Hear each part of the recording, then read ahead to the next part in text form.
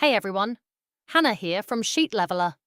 Today I'll show you how to automatically highlight the row you're working on in Google Sheets. This makes large spreadsheets much easier to read, especially when you're scrolling through lots of data.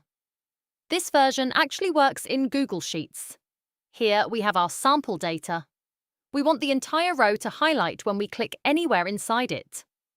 First, open Apps Script. Click Extensions, Apps Script. Delete any existing code. Paste this. Click Save. Let's authorize the script. Allow permissions when prompted. After that, you're done. What happens now? When you click any cell, the entire row highlights. Click another row, highlight moves. Only works on the sheet you specify.